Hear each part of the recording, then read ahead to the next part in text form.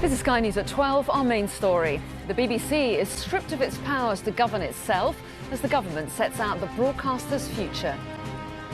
The BBC will operate in a more robust and more clearly defined governance and regulatory framework, and it will be more transparent and accountable to the public it serves. New figures show that March was one of the toughest months yet for the NHS. Managers say doctors' strikes were partly to blame. The deepening war of words over the EU as ITV rejects claims it's effectively joining the Remain campaign. Olympic host nation Brazil votes to remove its president over allegations of corruption. David Cameron hits out at the cancer of corruption as world leaders discuss efforts to tackle tax dodgers. And a large sinkhole swallows a car in southeast London. Hello, good afternoon. This is Sky News at 12. Our main story here today, the BBC will lose its powers to regulate itself for the first time in 90 years under plans set out by the government. The Culture Secretary, John Whittingdale, said Ofcom will become its new standards watchdog, while the National Audit Office would look after its financial affairs. He said that the licence fee would be kept for 11 years and extended it to people watching the iPlayer online.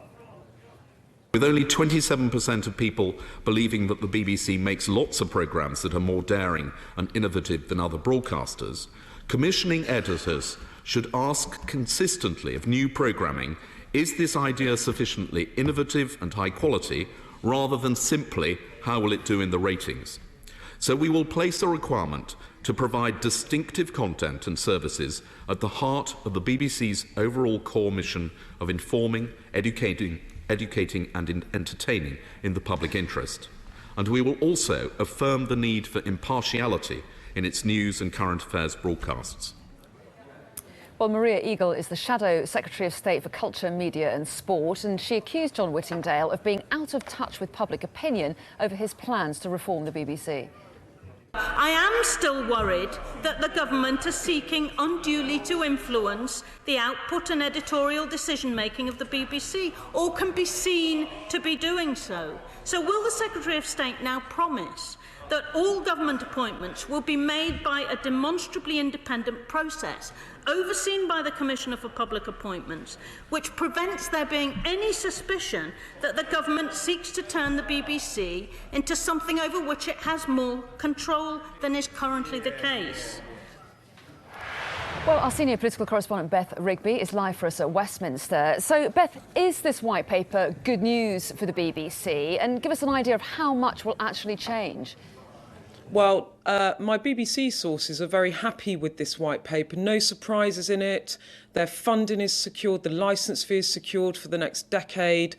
There are some changes on transparency and governance, but in the main, the BBC today has been left intact. And I think we actually got a taster of this earlier in the week when David Cameron, in the morning after the BAFTAs, when a range of stars on the big and small screen came forward to defend the BBC and warn the government against any attacks on it. David Cameron made a point in a big speech to say how much he loved and regarded the BBC. I think the government realised that the BBC is very popular with the public, and they decided that they didn't want to upset the apple cart. And so there are a couple of big changes today. On transparency, John Whittingdale made the point that only 23% of the public think that the BBC is efficient in how it spends its money. So he's asking them to be more clear about how they spend their money. He's asked them to ensure that any stars that earn over £450,000 a year,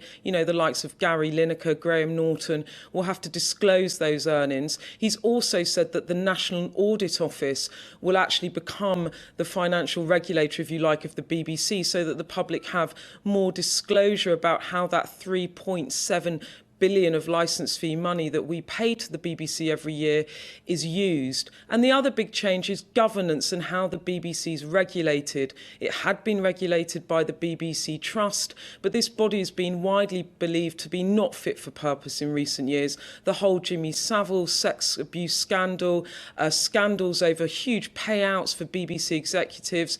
There was a sense both within the BBC and outside of the BBC that they needed a new governance model. And so the big change today is that Ofcom, which regulates all the broadcasters, will now also regulate the BBC, and the BBC will have a new unitary board with a chairman and a series of non-executives and executive to kind of monitor the day-to-day running of the BBC. They're the two big changes, but everything else pretty as the BBC had hoped for.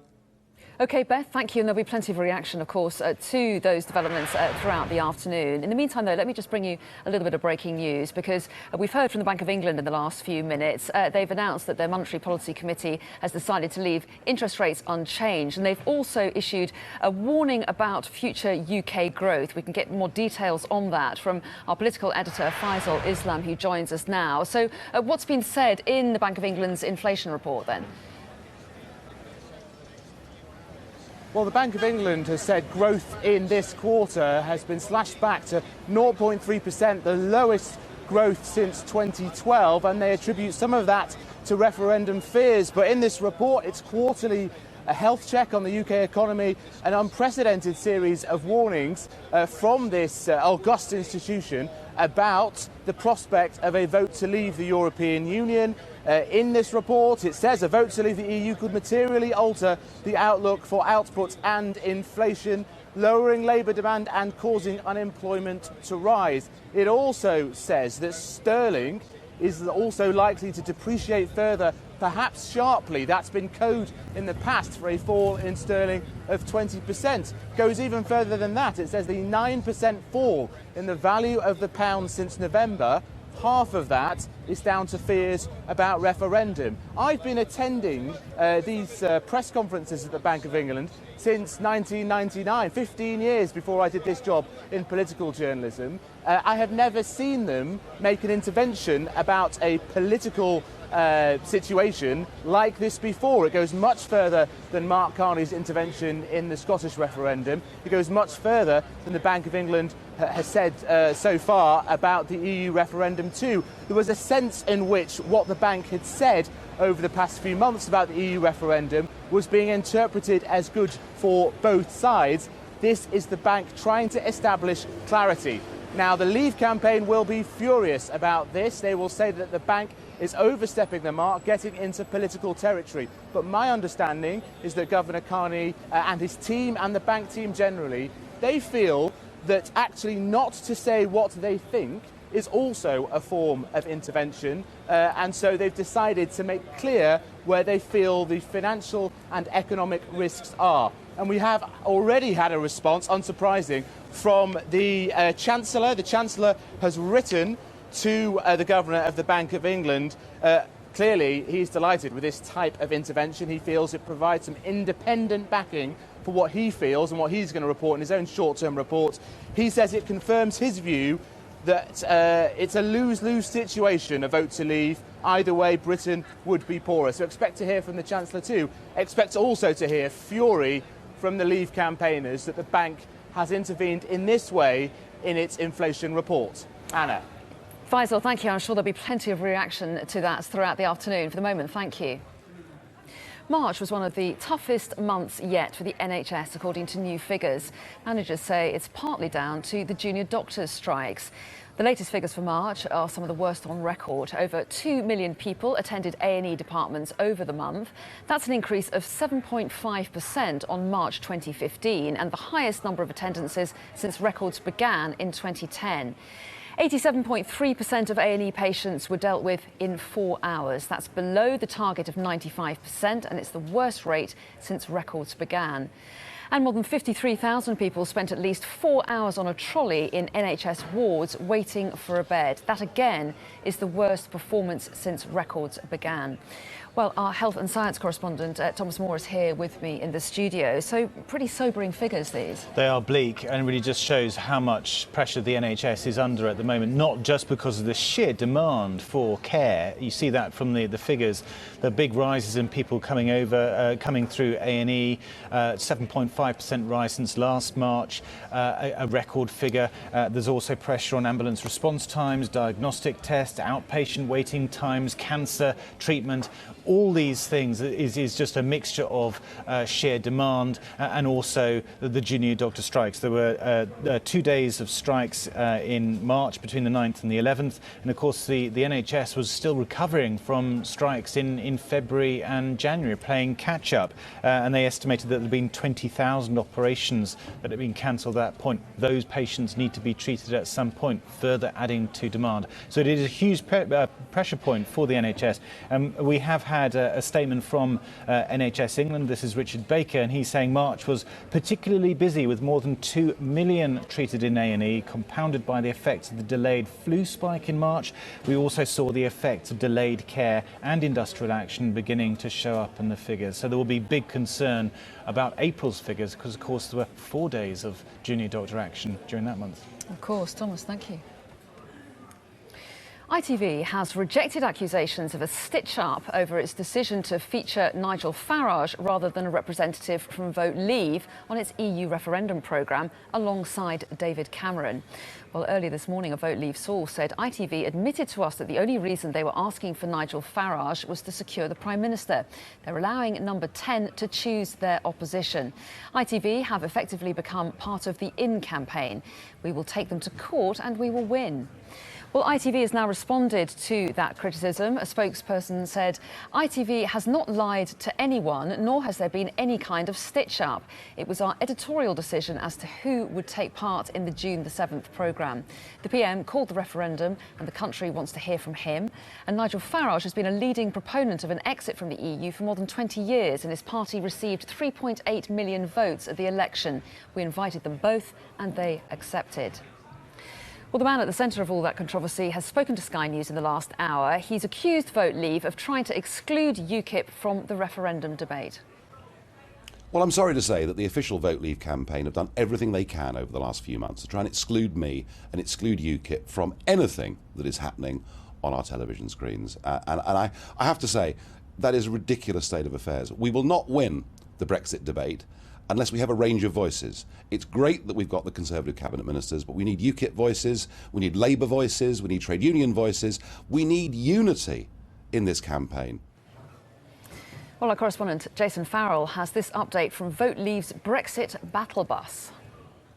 Well, we're on the Vote Leave bus on our way to Christchurch, where Boris Johnson is going to be making a speech later. And the Vote Leave camp are very upset about this. They see Nigel Farage as a Marmite character who can appeal to core UKIP voters who are probably going to vote out anyway, but maybe are going to actually turn off the undecided voters who might not want to be associated with Nigel Farage. He is undoubtedly an awesome debater, and he did very well against Nick Clegg ahead of the EU elections, for example. But on the other hand, just think back to the general election when he was in a debate and made comments about HIV patients from abroad using taxpayers' money, got booed from the audience, got condemned by leaders, and those kind of things can turn those kind of undecided voters off. Vote Leave say, well, they were nominated as the designated lead campaign on this. It should be their people going up against David Cameron, and they feel like the only reason that ITV has done this is so that they can get David Cameron on the stage, because they feel that Mr. Cameron wouldn't want to go head-to-head